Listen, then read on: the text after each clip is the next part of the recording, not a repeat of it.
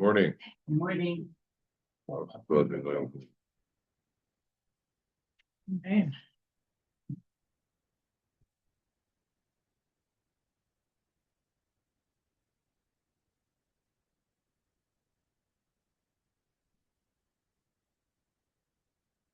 We're studying first from Tehillim. We're going to study with a view toward this time of Matan Torah, a view toward what these words in Tehillim, and then when we study the Parsha as well, what the mitzvahs of the Torah of the Parsha Naso say to us in these days just before Matan Torah.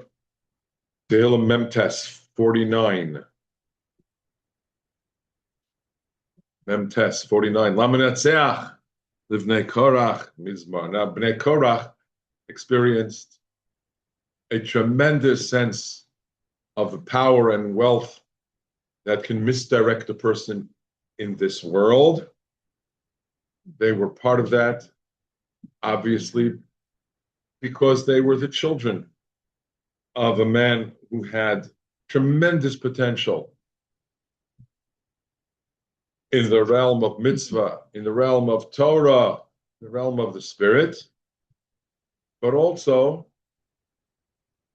on the other side of the coin, tremendous potential and possibilities of being sidetracked, railroaded, as it were, to go in the ways of Olam Hazeh and the pursuit of Olam Hazeh and the pursuit of comforts more and more, with emphasis on really physicality and power, honor, which is, of course, much of what Korach thought.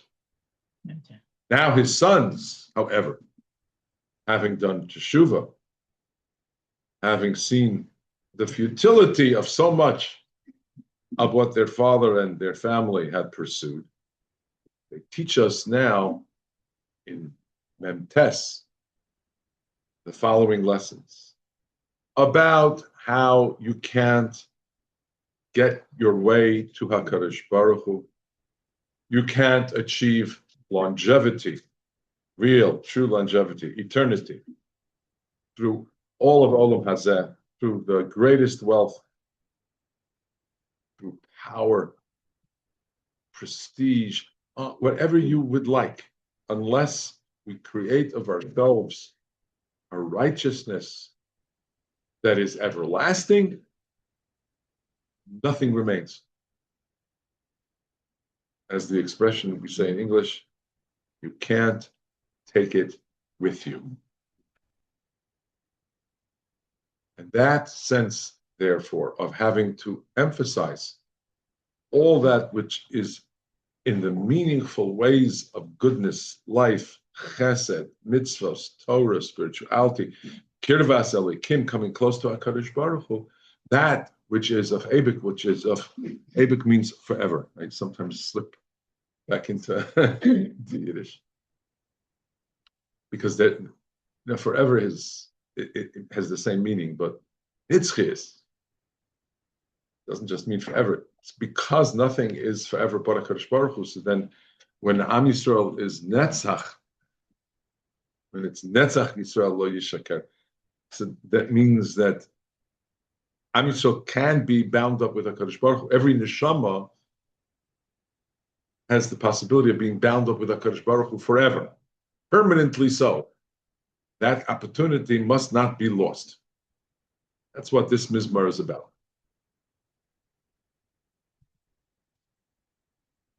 Let's start. Pasuk Beis. Shimu zois kol ha'amim.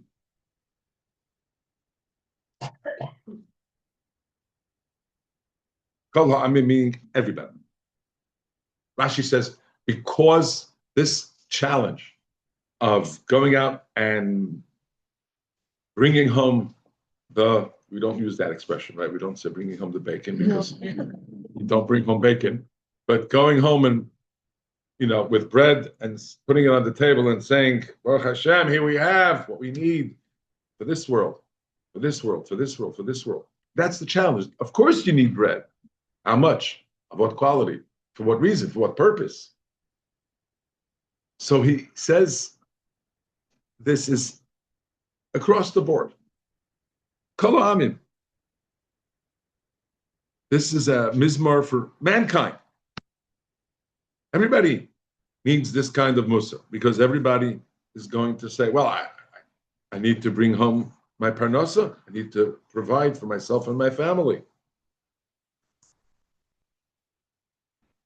I need to have some sense of security, in this world. I need to act responsibly. From there to becoming taken up entirely with this world. From there to become a person who's chalila, going at possibilities of physical comforts to the point of hedonism, it's a slippery slope. And it's the challenge for all people. And a challenge that we all, in some ways, recognize. I don't want to say we all struggle with it because we don't all struggle with it. Most of us have some challenges we have to sometimes, bless you, rein ourselves in. You have to pull back and say, do I really need that? How much of my desire for this is because it's being shown to me in such a way as to work on my weaker, more vulnerable physical sense of desire, of want, rather than of need. So we all understand, how this challenge presents itself.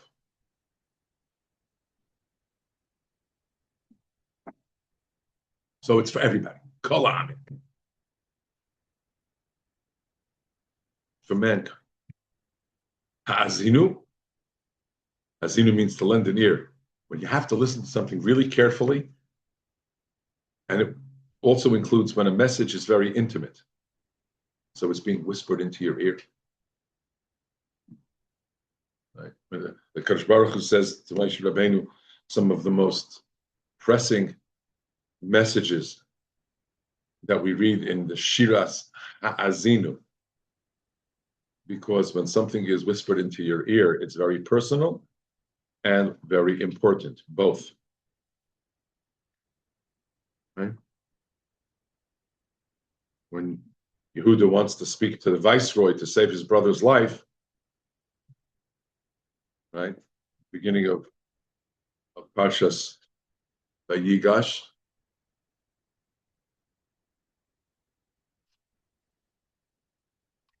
That's how he expresses it. Chazal say that we look at that pasuk as a lesson in Tefillah, how to speak to the real master, not the master in Egypt, the master of the universe.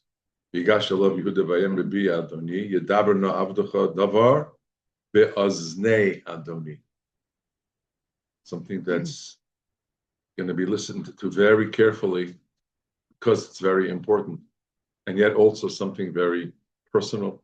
And so it's the intimacy that speaking into one's ear expresses. So I'm going to talk to you very personally, say the B'nai Kairach, a message that every human being needs to hear and take in and internalize. And it's interesting that they call us Yoshvei Choled. Choled means something that gets old.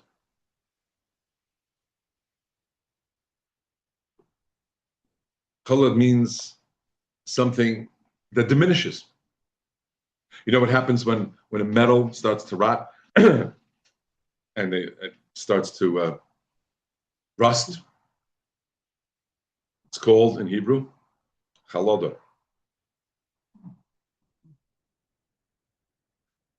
So calling the people b'nei choled or yoshvei choled is very powerful. It doesn't, you look at it, you just say the words, but if you understand, choled means you're not lasting that long. Yoshvei choled We live here in a world that changes, in a world that degrades.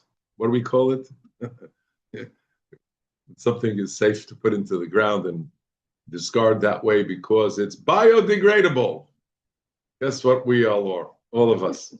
Guess what human beings are, right? Earth to earth, yeah? Means something that is very powerful. It's a very powerful expression. Again, it's not meant to be morbid. Let's understand that. It's not meant to be morbid in a negative way. It's just meant to adjust our sense of things, just meant to be realistic. We're called the Yeshvei Chalad. Very little stays forever.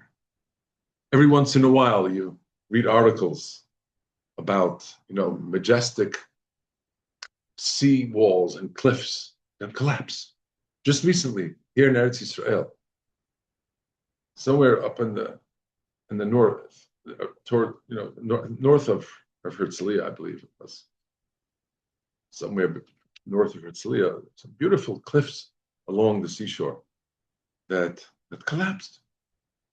Baruch Hashem, nobody was hurt, was injured.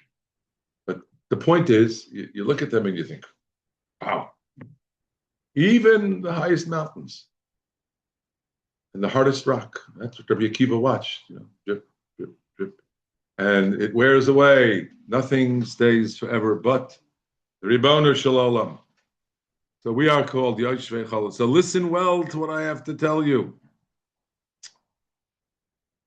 And again, in Pasuk Gimel, Gam Bnei Adam, Gam Bnei Ish. Rashi says Bnei Adam is the great man Avram, Bnei Avram. That's us. Gam Bnei Ish. What did HaKadosh Baruch Hu call Noach? Ish Tzadik Tamim Haya B'Deraisa. So Rashi says that this is a reference to all people. Bnei Adam first, those who are Adam in the image of man, as HaKadosh Baruch Hu wants man to posture and become. That's Bnei Yisrael, Bnei Avram.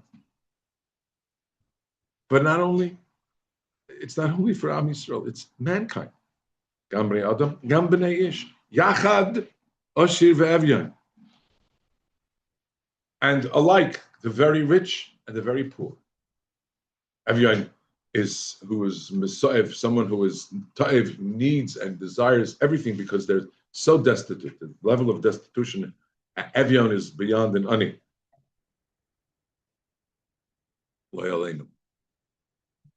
Everybody is the same.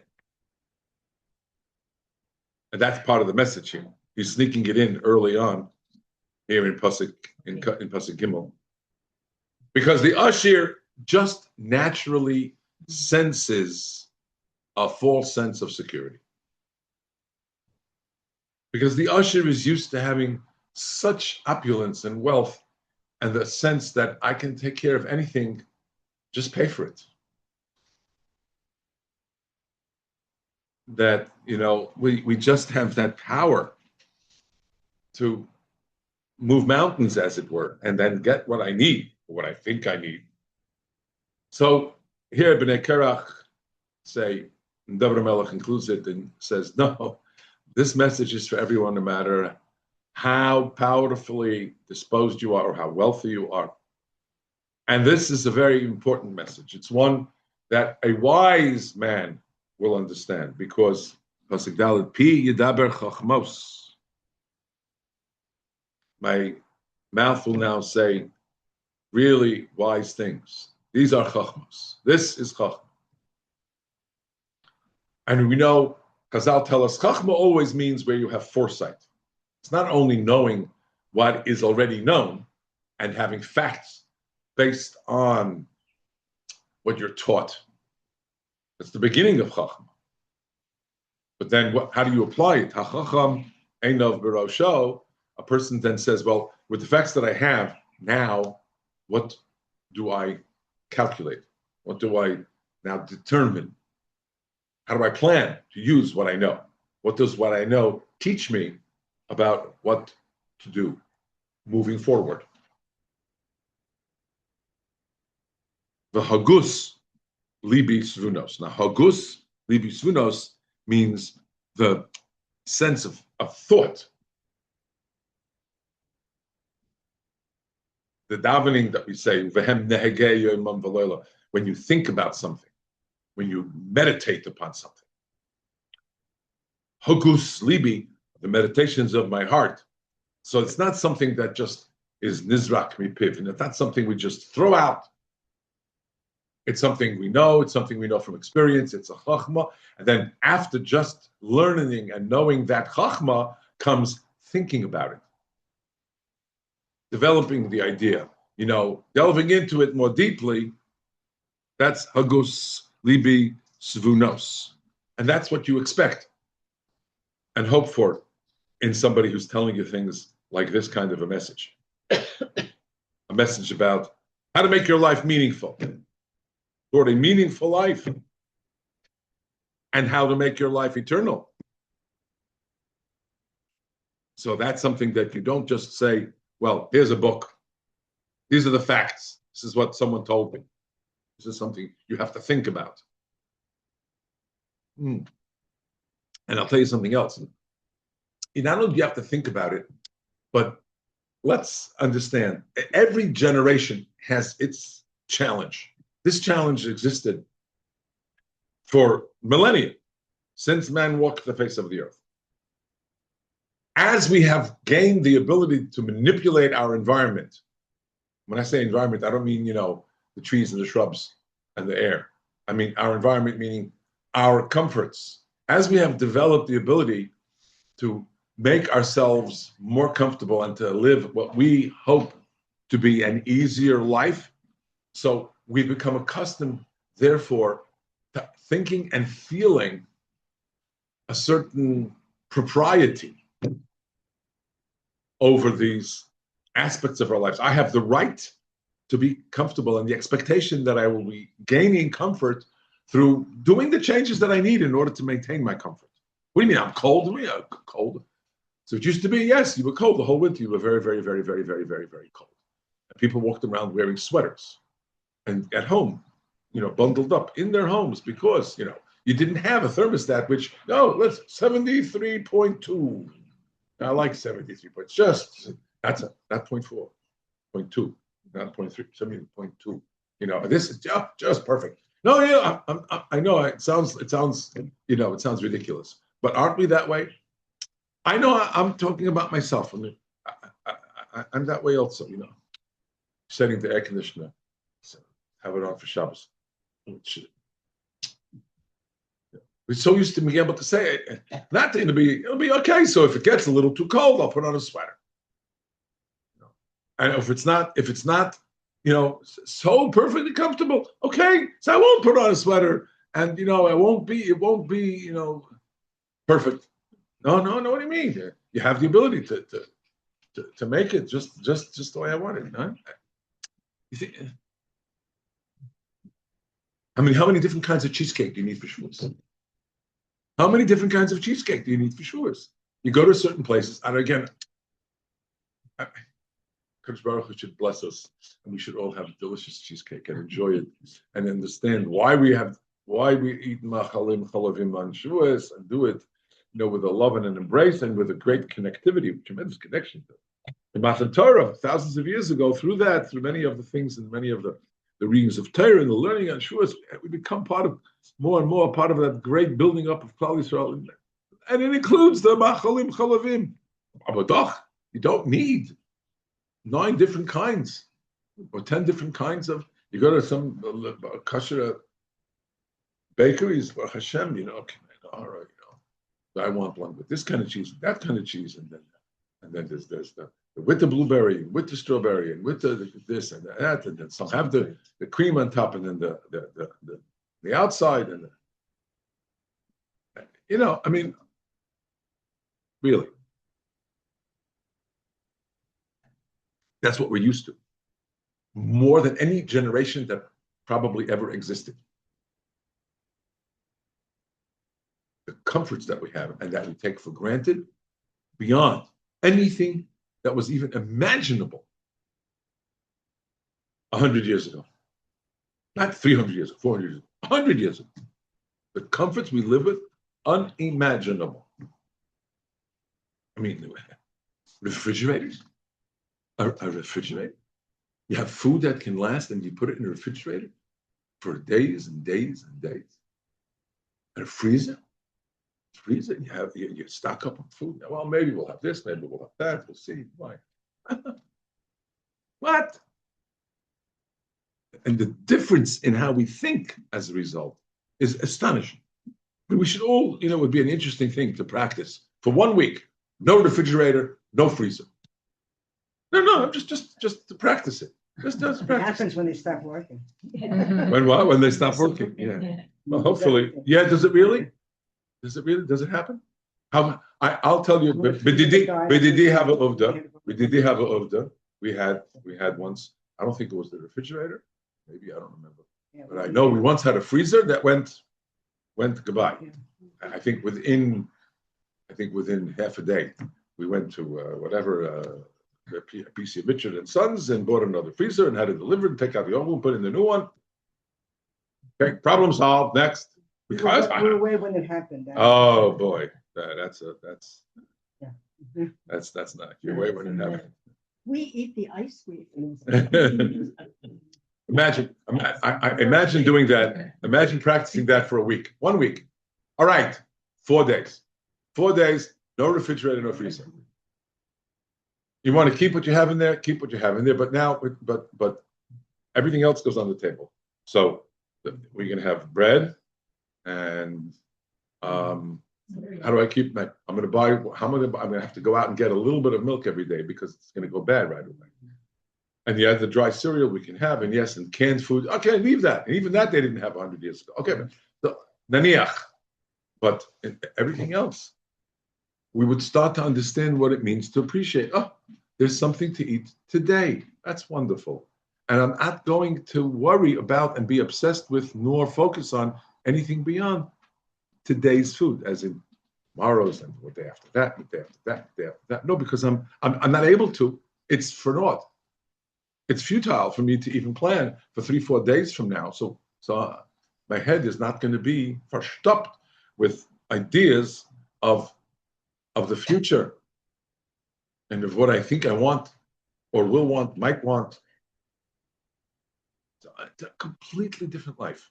We're not subject to that anymore. We are deeply in need of this, that the Chachma and the Hagas Libus Hunois that the Bnei Kerach are going to tell us. Pasukei Atel Mashal Ozni Eftach B'Chinor Chidasi. It's a beautiful poetic expression that I'm going to lend my ability of mashal so that my divrei Torah will be expressed in ways that capture the heart and that engage. By the way, the Torah itself is called mashal hakadmoini. In other words, that HaKadosh Baruch Hu basically says everything that you need to know, every lesson you need to learn is in the Torah. Because HaKadosh Baruch Hu says everything by example and by lesson is to be derived from my words, from my Torah. Eftach b'chinar chidasi. Chinar, of course, is a musical instrument, and chidasi, a chidah, means a message that may not be easy to hear, or that's not so clear. Chidah is like a riddle, right? Mm. So if you have something that's not easy for a person to absorb, to hear, and something that's a message not so clear, a little opaque, but you want to express it, you find the right words, you find the right tune, you find the right melody. And sometimes the song can express something that even words can't. So that's why Eftach b'chinor chidas.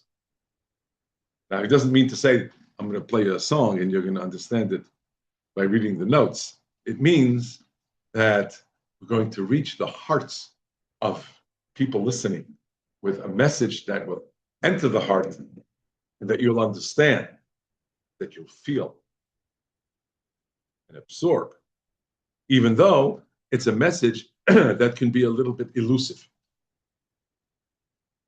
and an idea that can be difficult to express in words.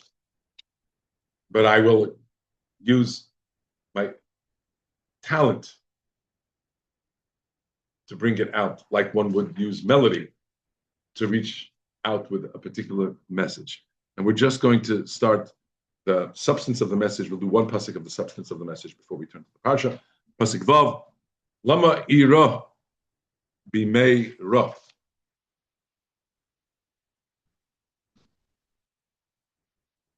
Why do I fear bimei ra? I have such obsession with I'm going to need it. Times are coming that I'm not going to be so good. I'm obsessed with, will there be a war again? How will it affect markets? What's going to be, and then you can finish the sentence. What's going to be with? And this is something that we all fall victim to, some more, some less, sometimes in one period in life or in one circumstance, a little more, a little less. But these are not how we should judge what to do, what not to do. That's not what I need to worry about. You know why? Because what I need to worry about instead is avon akevai yisubeini. You know, yisubeini comes from the word saviv. What you know? What will surround me? You know what could trap me? Avon akevai. Akev means a heel. Avon akevai means my own avonos, my own iniquity. But avon akevai means that which follows me, like footsteps coming back to haunt. That's something that, you know, is my Achilles heel, if you will. Right? That's the expression. Right? In other words, the idea is that I'm going to be surrounded and defeated not by circumstances of the economy, and all of us are saying, especially if we live on investments or dollars, we got 2.87. Where it was 3.6 a year ago, or whatever it was, right? It is a real issue. I'm not in any way saying that we should just, laugh at it, but don't obsess about it. Okay, you can say, well, it seems like it's a concern. Finish, weiter, because who's going to decide whether it is a concern or not a concern? How big a concern is it? The Rebbeinu Shalom, number one. Number two, that's not what's going to cause a person to have Kalila, terrible tzara. You know what's going to cause the person tzara? Avona kevai yisubeini. I'm going to be trapped, and around me will hold me back. Will be avona kevai. Will be the things I've done that I shouldn't have done. The things that are follow me at heel. What's following at or on my heels, what I've done in the aftermath, the responsibility I now have for mistakes. That's the problem. That's the challenge.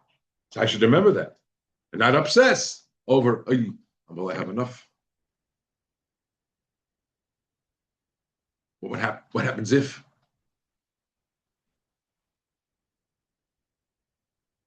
Yeah, I remember hearing a radio commercial in the States years ago about, someone saying, that they're giving courses and teaching people how to live more peacefully with less anxiety. And they talked about, what if thinking.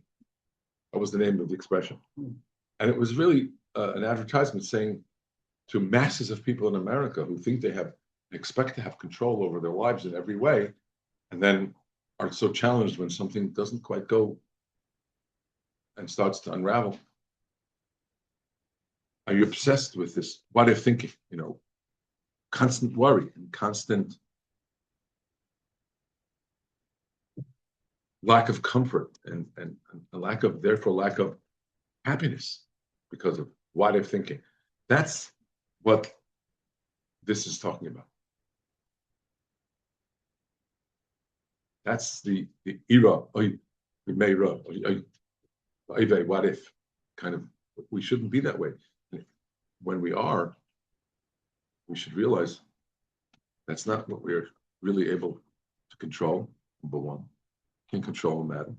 Number two, the real worry and concern is whether HaKadosh Baruch Hu will find us worthy of taking care of us in spite of whatever conditions we fear in the most immediate sense, thinking that's the problem. No, that's not the problem. The problem is, what do we deserve or not from the hand of God? Okay. Parshas Naso, and we're going to connect Parshas Naso and specifically Birchas Kohanim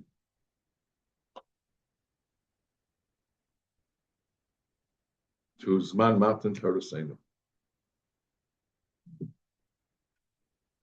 In Parshas Naso, we read how HaKadosh Baruch Hu says to Moshe Rabbeinu to speak to Aaron and to Aaron's sons, Ko Sivaruchu es b'nei Yisrael amor lahem. Now, we're not going to get into perushim of every word of Birchas Kohanim. We're going to look at it more holistically. And again, we're going to look at it with a view to what it means for us to be receiving brachos through the words that the Kohanim express. But as the pasuk says, they are the brachos they express to us as they invoke the name of HaKadosh Baruch Hu and the Jewish people. V'samues shmi al b'nei Yisrael, that with each expression, Yo'er Hashem, Yisa Hashem, Yivarech Hashem, not in that order, Yivarech Hashem, Yo'er Hashem, Yisa Hashem. That means you're saying, HaKadosh Baruch Hu, turn to these Am Yisrael in front of me, the Kohanim says. So it's HaKadosh Baruch Hu and the bringing up of the closeness, the invoking of Hashem in our lives and upon us, that's going to bring the bracha. That's very important. Why? There's a medrash that says a fascinating thing.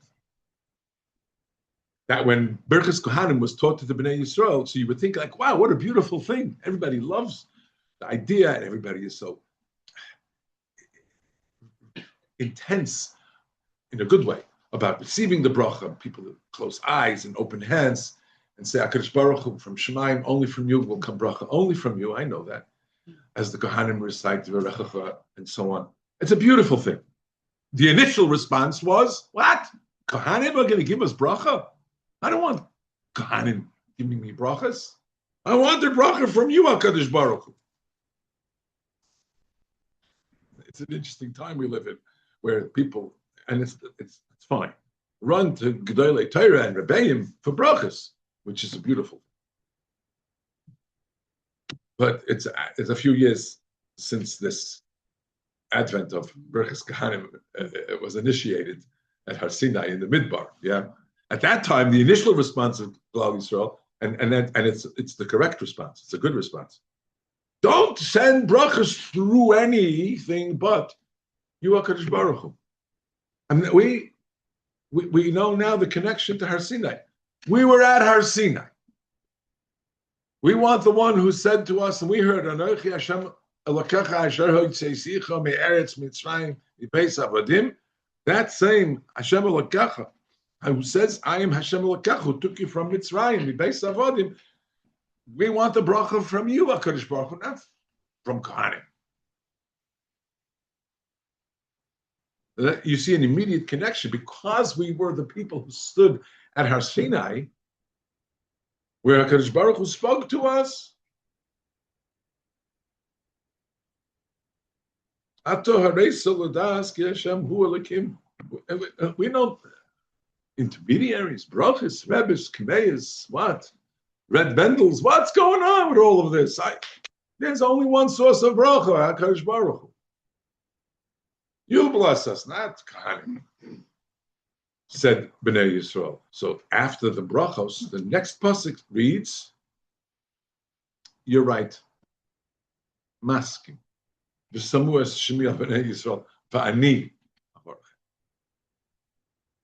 HaKadosh Baruch Hu. We have to know that HaKadosh Baruch Hu is the one who blesses us. And exactly how it is that the Kahanim are these intermediaries and they are the conduit for the idea of bracha, not the conduit for the actual blessings manifesting. Do you think, Khalila, that if there's no kain, you have a community that doesn't have a kain, it's a small community, they have 13, 14, 15, 16 families, maybe not even one kain. It can happen, happens all the time. There's a whole body of halacha. What to do when there's no kain? Who do you call to the Torah first? You have to call a Levi if there's no kain? No. But if you do, you have to call a Levi before Yisrael. Again, the whole body of halacha. Do you have duchenin? No, you can't duchen. But you say, and the bracha will come just as if there were kahanim there. If you have kahanim, then you have to use the kahanim to be mekayim is samu as shmiel b'nei Yisrael v'ani avarachem. So the v'ani avarachem was a response to a Jewish people who correctly said, "What? We're not going to go to someone else or expect brachas through anyone or anything else but you." You know how many times we know the famous stories of people who came to a Rebbe and were begging, Rebbe, please, I need a bracha. We don't have children. And the Rebbe,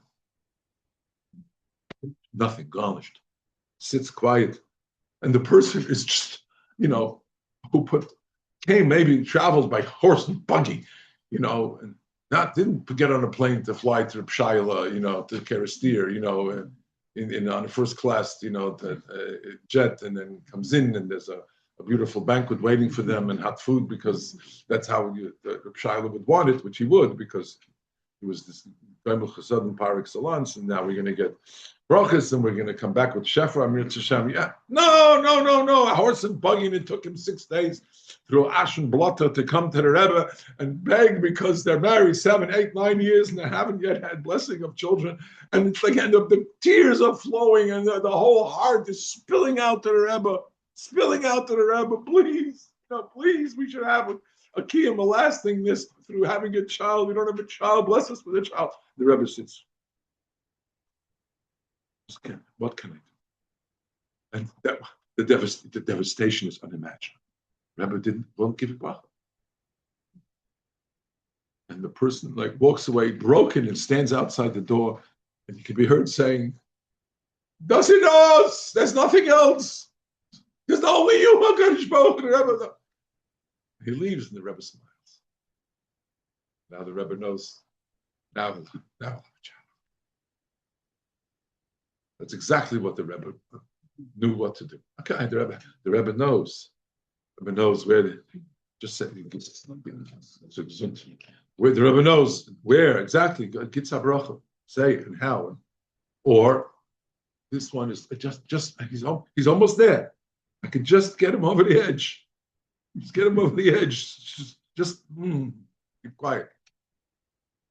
And the person walks out and says, "Yeah, it's only you, HaKadosh Baruch Hu. It's only you. It's only you. I know it's only you. So if nobody else will and nothing else will, this can Doktorim, this can Rabbeim, this can Kameyas, this can Schoolas, there's only you, HaKadosh Baruch Hu." And the Rebbe smiles because he knows. Now they're going to be blessed.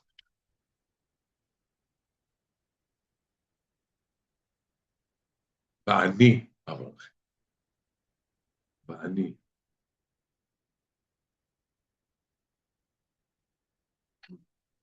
That's because we stood at Sinai. And what bigger bracha was it ever than to be with the Kadosh Baruch Hu at Sinai? Where was there a moment, if you will, of let's use the word grace? Where was there a moment of greater grace than when Am Yisrael received Torah? Could we imagine anything greater than Ma'amad Har Sinai? No. Well, that's the idea of bracha. when we say that, the Medrash says, Har Sinai, in the middle of the desert, yes, it's true, it was springtime. You can have desert flowers, but all of a sudden, one mountain, this little mountain of Sinai, is full, and green, and colorful, and verdant. That's the minute we have. People bring flowers and make the shul beautiful, right? Because Har Sinai turned green. We made the desert bloom. I should say Hashem made the desert bloom, because that's bracha. So we saw who makes bracha. That's number one. Number two, a fascinating medrash. This is in Medrash Rabbah in Brochos. Brochos Mem Gimel. How would Am Yisrael be zeicha to Birchas Kahanim? That there should be a part of Am Yisrael that's got the power to convey Hashem's bracha. From as we would say, from where does such a merit as was accrue? How does it accrue to us to have that kind of blessing? A blessing can flow through the Kahanim, that they invoke Hashem's name, and bracha comes. Avram Avinu. And this Koi Sevaruchu, because you see that HaKadosh Baruch Hu already used the word Koi in blessing Avram. Right? Can you go ahead, count the stars? Right? Can you count the sand at the seashore? Koi Yeh Zaracha was said, Avram Avinu. Okay. So we understand that the meaning of it is that as Avram Avinu was the source of blessing and shared so intimately in giving chesed, Avraham, in giving chesed, in promoting Hashem's Kiyamarti Olam Chesed Yibaneh. So Koi Sevaruchu, yes, I'm going to have people bless your children and your grandchildren, etc. That's one mandama. Next mandama in the Medrash says, no, Yitzchak. Yitzchak. You know why? Where does it say Koi Yitzchak? Shvulchem poi im hachamor. V'ani v'hanar neilcha ad Koi. I'm going to go with the Nar, my son Yitzchak, to that yonder mountain where we will serve the Almighty, as Yitzchak will be brought up as a korban. Yitzchak Nelcha ad Koi. That's how far we'll go in our devotion to Hashem. No boy. That's how we come to deserve the brachas of Birchas Kahanim. That's how we deserve. Because, yeah, of course, Avram is promoting chesed. Avram is promoting the very kindness that is the Bashefer's creation of the world. So, of course, Ko Sevarchu belongs to Avram. And then dedication and even sacrifice of Yitzchak. V'hanar nelcha ad Koi. That's how far we'll take Yitzchak, if we have to the Akedah, to that level of sacrifice to Hashem. That's how you earn Koi Sevarchu es b'nei Yisrael. That's how you earn Birchas Kahanim. Very nice. Then the Medrash continues. Rabbanan Amri. So if we had Avram Yitzchak, guess who's next? Rabbanan Amri. Next opinion. Whose merit? Where do we get it from? Yaakov.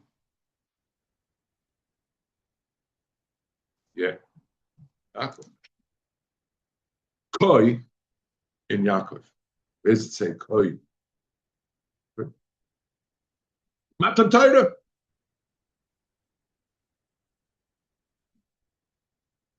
Matan Torah.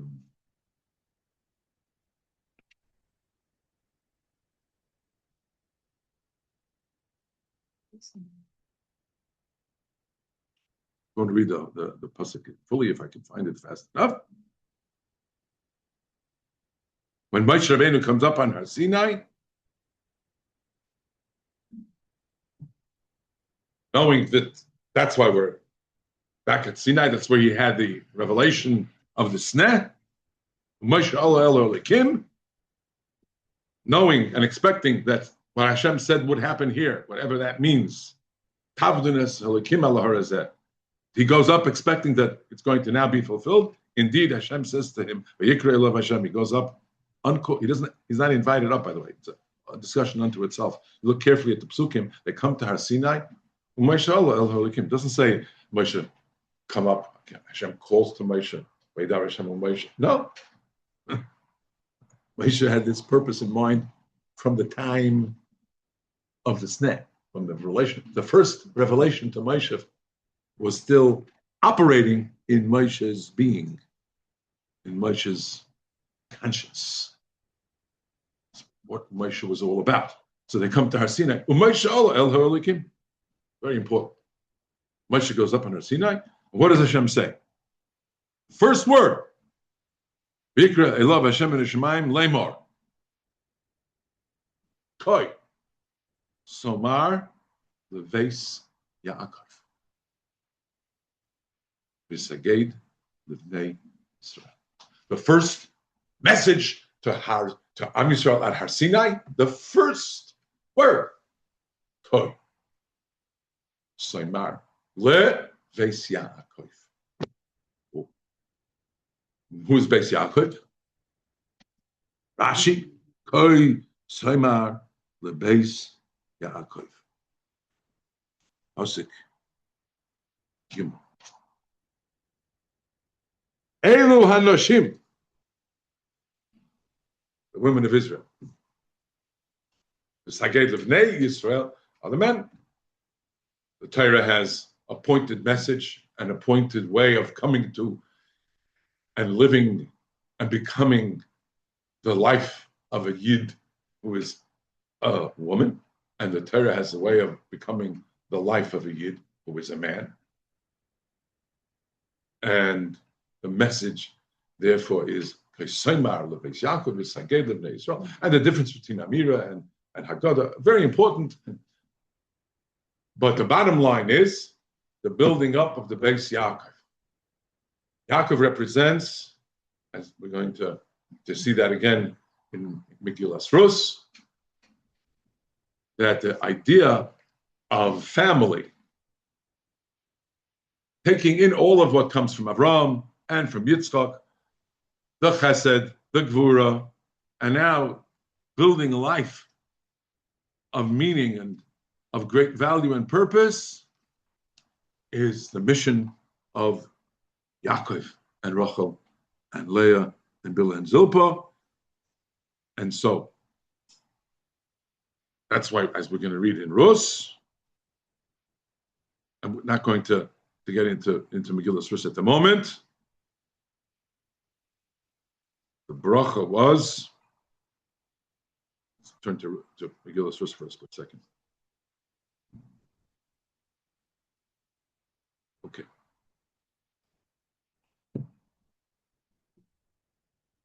Here we go. Vayemru kol ha'am asher b'sha'ar hazakinim edim. This is as Rus becomes the bride of Boaz. Yitein Hashem es ha'isha haba'o el beisacha kirachel u'chaleya asher bonu shteihem es beis Yisrael va'aseh chayil be'efros ukro shem beveis loch.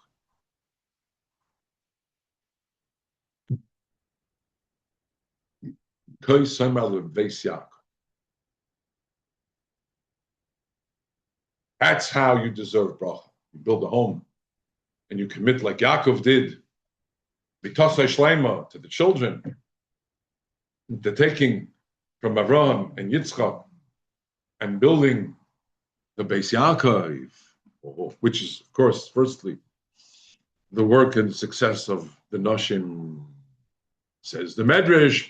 Just like it says, Koi Soimar Leveis Yaakov, Saged Livnei Yisrael, at Har Sinai. That's how we were meriting, that's how we are Zeicha too, Koi Sevarchu B'nei Yisrael. Yeah. Third connection. Gemara says a fascinating thing. There was a great Tanner of Elazar ben Shemua who was asked, "B'meh harachta yamim?" How and with what merit did you live so long, longevity, through having which mitzvahs, what way of life? And one of the great things he mentions is was a kayin, "Lo nasasi kapai b'loy bracha." He never ever gave Brochos Kahanim without first saying the bracha. So there's a lot to say about this. First of all, the bracha directs the Kahanim. It's the only bracha that says we have to do something. Very good. Exactly. Ba'ahava. From ahava flows. You can't be a conduit from a Kadosh Baruch Hu unless the pipe is correctly sealed, unless it's got everything that is needed in order for all the bracha to arrive. If it's a leaky pipe, it doesn't quite work. Yeah, you have to have all the right ways of conveying the bracha. That's ahava. Yeah. But he doesn't say just that. He never said it without that word. He says, I never, ever duchened without a bracha. Okay. I mean, wow. What does that mean? He didn't say, I never missed duchenet. Maybe he did. Maybe. I don't know. But when I duchened, it was always with a bracha. You know where else it says the exact same point? Torah. The Navi Yirmiyah says, Al Ozvam es Terasi, the reason for the destruction. Al Ma'av Da'aretz, why would the land be destroyed? Al Ozvam es Terasi. Ozvam es Terasi, they didn't abandon the Torah, they were studying Torah. Al Shalei Beruchu Bat Torah Tchila. That was the problem. They took it for granted. They didn't prepare and bless the process of learning and sense and prepare for and sense what and how this Torah is going to be learned. What is it that we're learning? HaKadosh Baruch Hu, it's HaKadosh Baruch Hu himself. It's HaKadosh Baruch Hu himself. The connection between Hashem and the Torah is established by saying,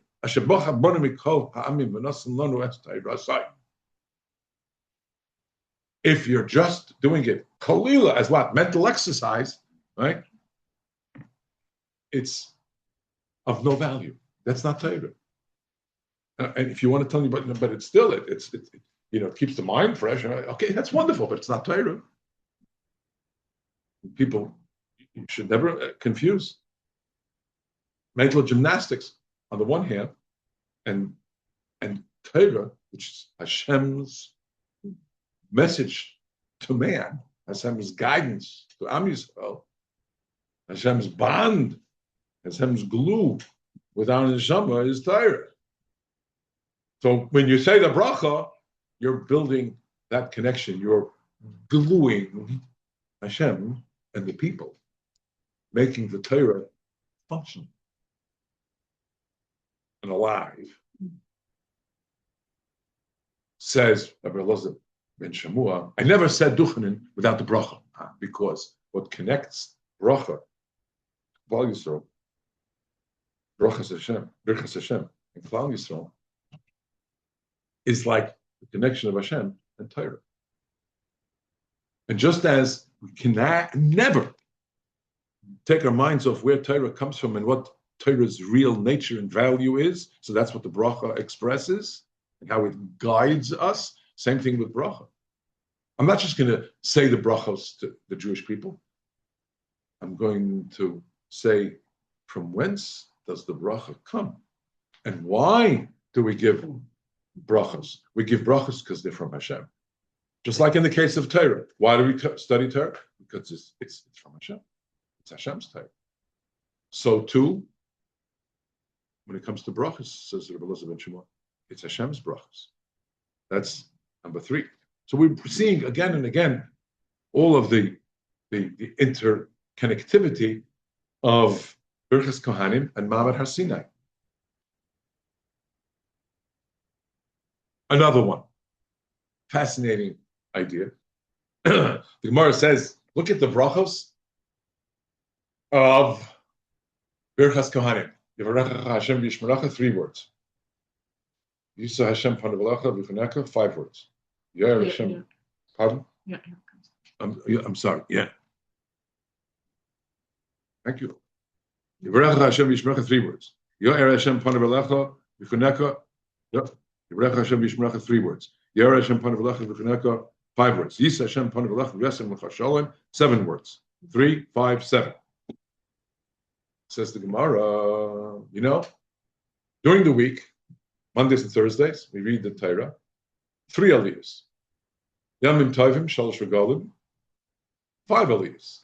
Shabbos Kodesh, read the Torah, 7 aliyahs. 3, 5, 7, Keneged, Yivarecha, Yo'er, and Yisa. So, what's the obvious question? My Inyan Shemitah, Eitzel Har Sinai, we would say. What does one have to do with the other? And the answer is everything. Because Yivarecha Hashem Yishmerecha means the most basic brachos, even of material need, things that relate to our material exigencies. When do we address that? Because we have to, we're mortal men. Yemos HaChol, during the week.